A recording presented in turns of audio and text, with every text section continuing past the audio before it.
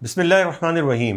ناظرین، جب لوگ بائیکاٹ کی بات کرتے ہیں یا ویسٹرن سویلائزیشن کی فکری اثرات پر تنقید کرتے ہیں تو فوراً ایک جملہ جو ہے وہ بڑے زور سے مارا جاتا ہے، بھائی جس موبائل سے، جس کیمرے سے، جس سوشل میڈیا سے آپ بات کر رہے ہیں نا وہ تو ہے انہی کا، پھر آپ کی بات کیا مانے رکھتی ہے؟ تو بڑی منافقت ہے۔ پاکستانیوں کو تو آتا ہی کیا ہے، صرف بھیک مانگنا۔ مسلمانوں کی تاریخی قصے بند کرو، یہ سنانا کہانیاں پرانی، بتاؤ کہ مسلمانوں نے اس دور میں ایجاد کیا ہے۔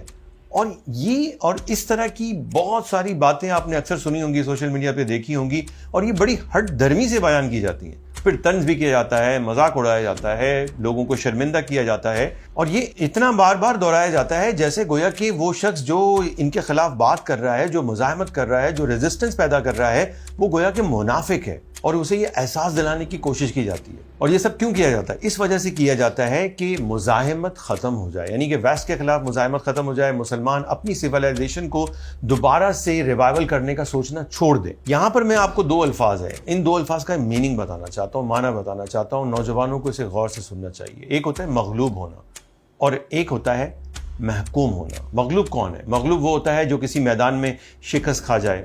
یہ شکست ایک واقعہ ہوتی ہے، ایک ایونٹ ہوتا ہے، ایک لمحہ ہوتا ہے، ایک جنگ ہوتی ہے، ایک مقابلہ ہوتا ہے، یعنی ایک قوم مغلوب تو ہو سکتی ہے، مگر اس کا مطلب یہ نہیں کہ وہ اپنی فکر، اپنی آئیڈینٹی اور اپنی مزاحمت کھو چکی ہے، یہ نہیں ہوتا۔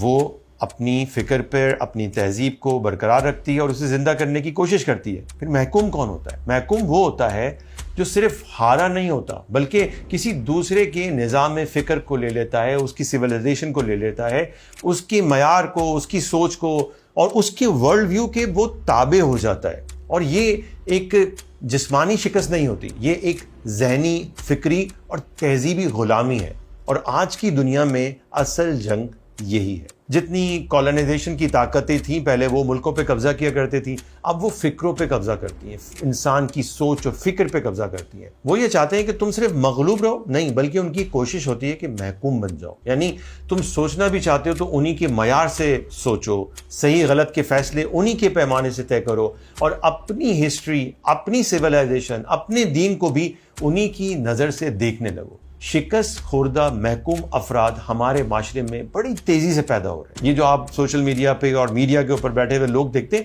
یہ محکوم ہیں، یہ مغلوب نہیں ہیں۔ ہم یہ ایکسیپٹ کرتے ہیں کہ اس وقت ویسٹ جو ہے وہ غالب ہو چکا ہے، لیکن ہم محکوم نہیں ہوئے۔ یہ جو لوگ تیار ہو رہے ہیں، اسے یہ جو غالب ویسٹ ہے اپنے نظام کے تحت کر رہا ہے۔ ایجوکیشن کا نظام بدقسمتی سے ہم نے انہی کا لیا ہوا ہے، یہ اس کے ذریعے تیار ہو رہے ہیں۔ میڈیا انہی کی زبان بول رہا ہے۔ اسی طرح سے جو پولیٹیکل انٹلیکچوئل سائڈ ہے وہ بھی انہی کی پالیسیز لے رہی ہے، انہی کے طریقہ کار کو لے رہی ہے۔ اس وجہ سے یہ اس طرح کے افراد جو ہے وہ پروان چڑھ رہے ہیں اور ان کو بہت زیادہ ویزیبل کیا جاتا ہے۔ اور پھر یہ طبقہ ایسا طبقہ ہے کہ جو اب مغربی کلچر کو ترقی سمجھتا ہے، اپنی تہذیب کو پسماندہ سمجھتا ہے، اپنے دین کو بھی وہ مغرب کے فلٹر سے قبول یا رد کرتا ہے۔ یہ دراصل جسمانی نہیں، فکری محکومی ہے۔ اور یہاں جو بات سمجھنی ہے نا وہ یہ ہے کہ جو لوگ ہر مزاحمت کو منافقت کہہ کے رد کر دیتے ہیں، وہ شعوری یا غیر شعوری طور پر یہ پیغام دے رہے ہوتے ہیں کہ اس نظام کو قبول کر لو، اسی میں ایڈجسٹ ہو جاؤ، اسی کو ترقی سمجھ لو، یعنی مزاحمت چھوڑ دو اور غلامی کو نارمل سمجھ لو۔ اصل فرق یہی ہے، مغلوب ہونا ایک تاریخی واقعہ ہے، ایک ہسٹوریکل ایونٹ ہے، اور محکوم ہو جانا ایک ذہنی حالت ہے۔ ہم نے لڑائیاں ضرور ہاری ہیں، لیکن ہم نے اپنی فکری شناخت مکمل طور پر نہیں دی، اپنی آئیڈینٹی کو برقرار رکھا ہے۔ خطرہ موجود ہے لیکن دروازہ ابھی بند نہیں ہوا، اور یہی امید بھی ہے۔